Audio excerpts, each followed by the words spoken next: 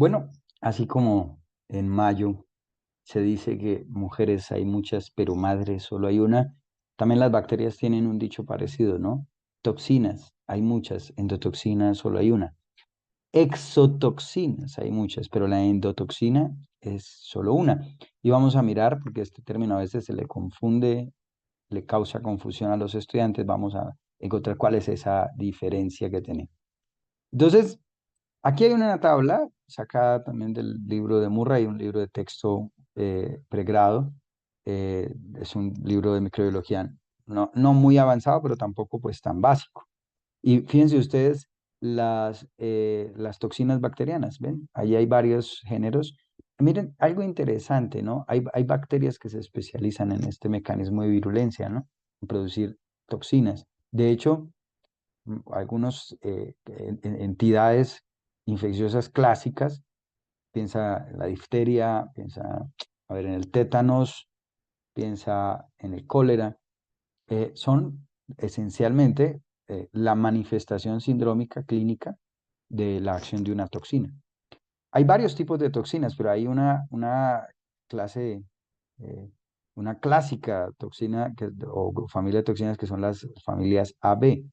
Esto de A es de action y B de binding, es decir, en algunos son dímeros, pentámeros. Por ejemplo, aquí esto es un pentámero y aquí eventualmente es un dímero. Aquí le faltaría el A2B5, por ejemplo. A de acción. Entonces ese dímero es el que ejecuta la acción, pero este es el que se une al receptor. Pueden ustedes detener la presentación y leer un poquito más en detalle la tabla. Lo mismo aquí. A veces también no hay bacterias que, bueno, entre sus múltiples mecanismos de virulencia, por ejemplo, Pseudomonas o Staphylococcus aureus, pueden producir toxinas, aunque no es que esencialmente el cuadro toxigénico sea destacado, puede serlo. Por ejemplo, en el Staphylococcus el síndrome de la piel escaldada, pero eventualmente tienen muchísimos más mecanismos de virulencia, lo que les da una gran versatilidad, una gran versatilidad. Pero fíjense ustedes que esta familia AB es una de las más frecuentes. Por ejemplo, el A2B5 del cólera también comparte, por ejemplo, esa estructura con la toxina de Bordetella pertussis, que es la causa de la tosferina. Aquí mostrar algunas gráficas, algunas células, algunas toxinas actúan inhibición de la síntesis proteica, otras por hiperactivación de algún mecanismo, otras por bloquear la sinapsis, bien sea de manera bloquear la unión del neurotransmisor al receptor, como en el caso de la toxina tetánica, o por impedir la salida del neurotransmisor a la sinapsis, como en la toxina botulínica, produciendo además dos tipos de, de sindrómicos diferentes. En este caso, una parálisis espástica, en cambio, no está en una parálisis flácida. Y si uno no entiende el mecanismo de virulencia, por qué se produce ese síndrome, no va a entender la enfermedad, ni cómo manejarla, entre otras también. Y fíjense aquí, el B5, un pentámero, fíjense, B5, hay 5 protegiendo al dímero que produce la acción. Finalmente se une al receptor del gangliósido, se liberan el dímero de la acción y este componente va a incrementar la actividad de la adenilato ciclasa, se incrementan los niveles de AMP cíclico y todos los canales hacen fiesta y empieza a generarse esa diarrea hipersecretora del cólera o también de la Escherichia coli enterotoxigénica, porque son parecidas estas dos toxinas. Y claro, es la explicación de la gran pérdida de electrolitos y agua que acompaña al síndrome de la diarrea acuosa profusa. Dentro de las diarreas agudas, la acuosa profusa, producida por este tipo de toxinas, genera grandes problemas de deshidratación, incluso choque hipovolémico. Ahora, esos son exotoxinas, pero endotoxina, ¿por qué? Porque son péptidos que se sintetizan, ¿no? Pasan por un ribosoma, no están ahí como componentes de algo. Mientras que a lo que llamamos endotoxina tenemos que recordar la pared de los gram negativos, la estructura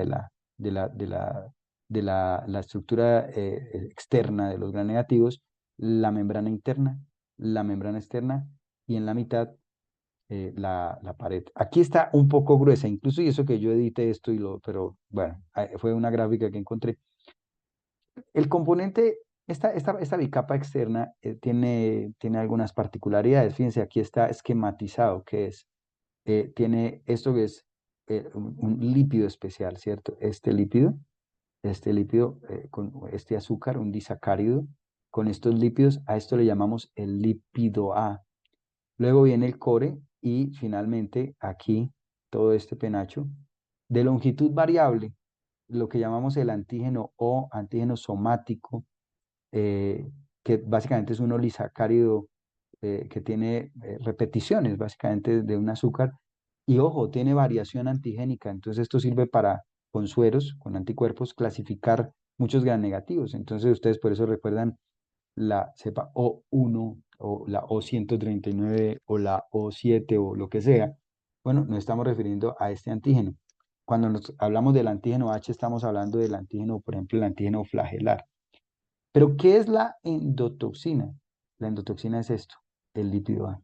Es decir, este componente de la bicapa lipídica, que además es el fosfolípido mayoritario de la capa externa, ¿sí? Cuando se libera masivamente, hombre, se comporta como un producto súper antigénico y con algunas propiedades que estimulan a la inmunidad innata de una manera espectacular.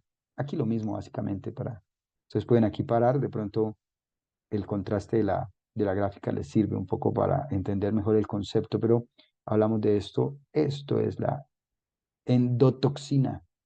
Y miren, aquí una púrpura fulminans, la manifestación sindrómica, que además es la combinación de varios eventos fisiopatológicos que se suman en medio de una catástrofe clásica, la Neisseria meningitidis, la meningococcemia, pero puede darse en otros escenarios de infecciones agresivas por gram negativos. El lipopolisacárido, aquí está, ejecuta una acción pleiotrópica sobre muchas vías de activación de la inmunidad innata. Por ejemplo, la clásica es esta, ¿no?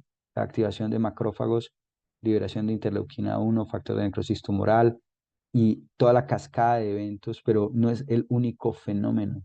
Activación endotelial, aumento de la permeabilidad vascular, degranulación de las células de los mastocitos, vía esto mediado por IgE, activación plaquetaria, coagulación. Es decir, aquí tenemos una combinación de fenómenos que básicamente el lipopolisacárido lo que nos genera es un aumento de la permeabilidad vascular, pero en últimas, toda esta coagulación también lleva a una necrosis de las glándulas suprarrenales, es decir, tenemos un déficit de catecolaminas, un aumento, es decir, el paciente se abre, pero no tengo con qué cerrarlo. Y además el lipopolisacárido es miocardiotóxico. Entonces, tú tienes por un lado esa vasoplegia, pero por otro lado no hay bomba, no hay catecolaminas. Hay una cascada de eventos catastróficos dentro de la insuficiencia suprarrenal. Tal vez esta característica muy importante para nosotros saber que estamos dentro de este síndrome, una púrpura fulminans, ¿no? La presencia de un exantema hemorrágico con hipoglicemia, hombre, nos debe, y pues obviamente, hipotensión, y una hipotensión que es refractaria, eso nos lleva a pensar precisamente en la liberación masiva del lipopolisacárido. Recuerden, toxinas muchas, pero endotoxina solo hay una.